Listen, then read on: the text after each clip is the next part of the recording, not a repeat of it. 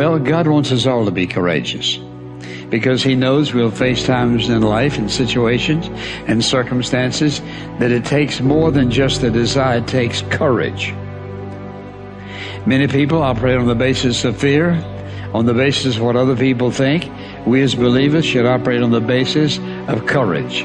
Courage to say no when we ought to say no. Courage to say yes when we should say yes. So what kind of courage do you have? Is yours sort of floating between depending on the situation? Or do you know the difference between right and wrong for your life? And you've made up your mind. Do we sit down and let change just happen to us? Or are we just watching change happening around us? Or are we aware that change is happening within us? Or are we going to be those proactive people who make sure that we affect what happens to us? Change also produces 4 types of people. They are in this room. First of all, there are people who watch things happen. Not all change is improvement. You used to weigh 128, and now you changed. And for some of you, that's not an improvement. You lost your wardrobe. You lost your ability to climb up steps fast. You even lost the quality of health that you had. Change doesn't mean improvement all the time. But the problem is, without change, there can be no improvement. So you have to decide what to do with change. Change will happen, and if you are not careful, it could be destructive. So you have to determine, what kind of change do I want in my life? And I want you as a young person, as a mother and a father, as a business person, to think about your company even, or your family, or your educational pursuit. What kind of classes do you want to take in college this year? What kind of grades do you want? What kind of relationships you want to have in your life? Who do you want to drop and who do you want to pick up in your relationships? What kind of people do you want to associate with? Where do you want to travel that you've never been? What are the books you need to read you never read before? The changes come with choices. So what kind of person are you? Drive. That's this puppy right here. This is what you want. This is your prefrontal cortex. Drive is the mode where you're in charge of your thoughts, okay? It's where you are fully awake, you are present, and you are driving your thoughts and actions. When you're doing that, your prefrontal cortex is active. The prefrontal cortex is the part of the brain that you need in order to learn new behavior, in order to do something difficult, in order to do something uncertain, in order to do strategic thinking. So I'm going to give you an example. So I'm a righty. If I were to try to write with my left hand, Lewis is going to torture me and tie my hand behind my back and make me do this, I could do it. It would look like I was writing with my foot. And if Lewis came up to me and said, "Hey, Mel, you want some bulletproof coffee?" I'd be like, "Lewis, I'm trying to concentrate. I can't do this." My prefrontal cortex would be el fuego, because it is firing on all cylinders to communicate to my hand new behavior. So the thing that's cool about that is that you can use a simple trick. The moment you feel yourself hesitate, the moment you've got one of those moments where you know that you need to, this is that moment that Lewis talks to you about, where you got to step outside of your comfort zone and you've got to lean into your passion and you've got to really take some risks and you got to feel the fear and you got to do it anyway. That's the moment where you just woke up and now you got a decision to make. Are you going to drift back into the habits, or are you going to awaken your prefrontal cortex and drive forward and focus and do something new? I am a strong believer that we quit. Because why? How does a 297-pound cockroach guy who quit on everything is now considered one of the baddest men on the planet? How is that possible? It means I had to change one thing, my mindset. So there's no way in hell that was it, but that guy was in me.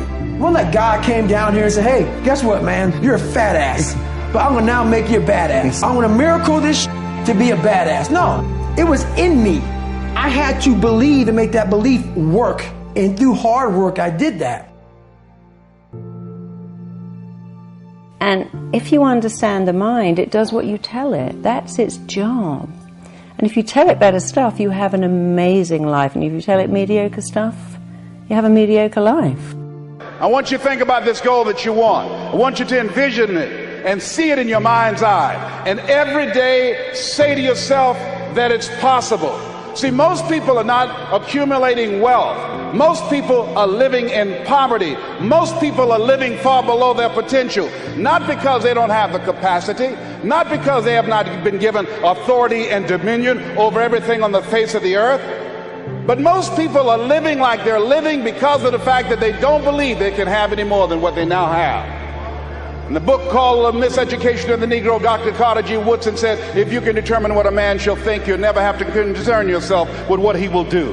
If you can make a man feel inferior, you never have to compel him to seek an inferior status, for he will seek it himself. And if you can make a man feel justly an outcast, you never have to order him to go to the back door. He'll go without being told. And if there's no door, his very nature will demand one.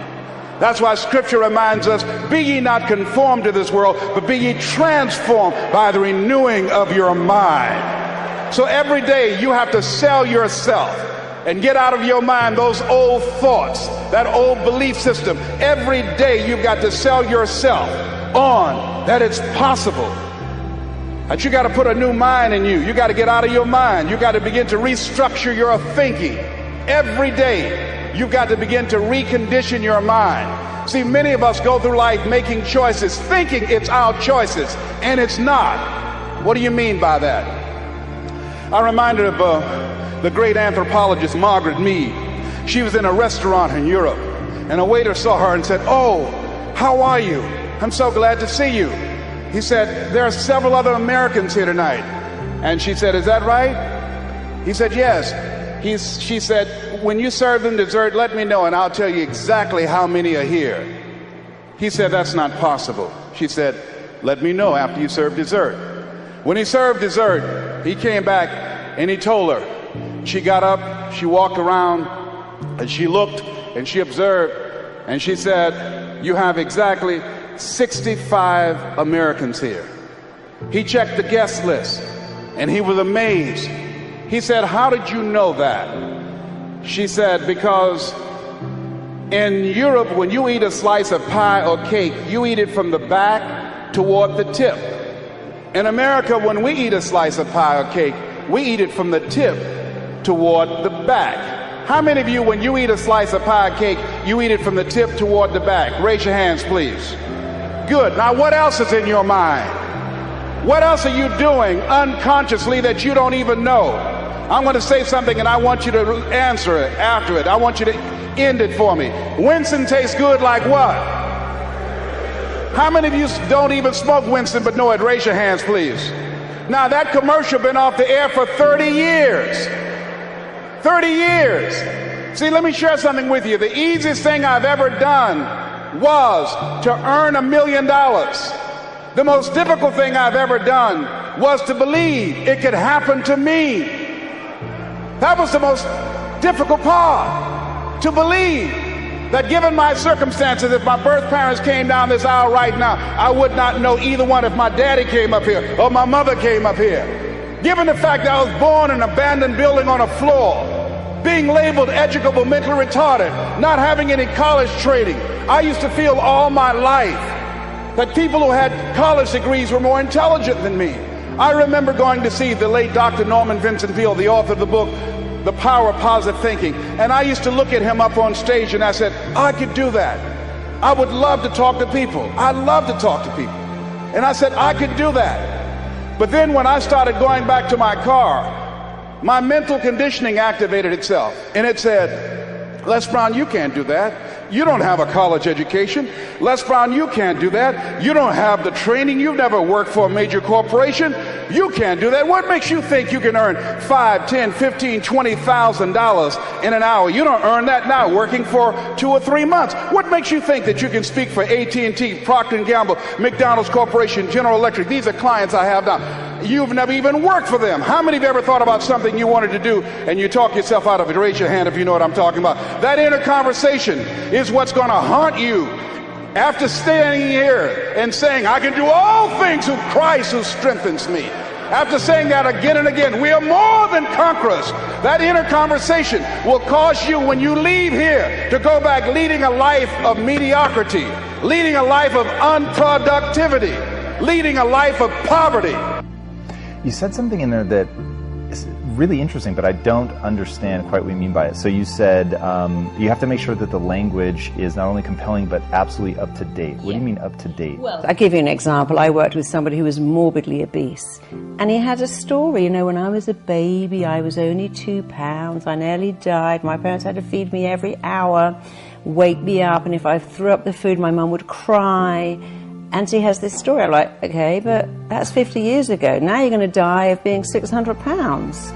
So you have to talk to the mind and say, this is completely outdated. It's behind you. So people have a story, you know, I can't find love because my dad left when I was 1. I can't find love because my mum preferred my brother. I can't be a success because I never went to university. I can't speak in public because I blush. And without understanding, when you describe why you can't, you keep it going. If you keep talking about the symptom, your mind keeps it alive, because whatever you focus on, you get more of. And so a lot of people have language that's completely irrelevant. Like, yes, I know your dad left when you was 1. I know your mother put you up into foster care and didn't love you, but that's then. This is now. And so they have outdated stories, outdated language. I can't do that because the classic one I held up, oh my God, my boyfriend just ripped out my heart, stamped all over it, killed me, and if I find love again, it will kill me. I'm like, darling, he got bored, and you would have got bored too if you'd stuck around.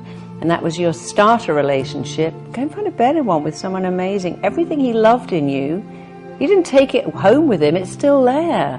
So don't use that irrelevant, I found love and it killed me when it ended. So I found love, the wrong person, but I'm going to find it again with the right person. It's going to be amazing and compelling. He's going to fall in love with my soul. We're going to be together forever. Because you've got to turn your mind on, and it loves exciting words, dramatic words. Really loves words that make a picture. So if I said to you, you can be the most phenomenal, powerful, awesome, incredible speaker. When you speak on stage, everyone stops to listen. You could hear a pin drop. They look at you. They hear what you're saying. They like you. The mind goes, oh, I like this. I know where I'm going here. But when you go, I'm not bad at speaking. Sometimes I'm quite good. Occasionally, I really get it right. The mind goes, what are you talking about? That's not dramatic enough for me. Yeah, I'm a huge believer in the power of self-talk, and that the way that you talk to yourself is going to have a profound impact on how you move forward, and like you said, getting excited and using big language. I'm way on board with that.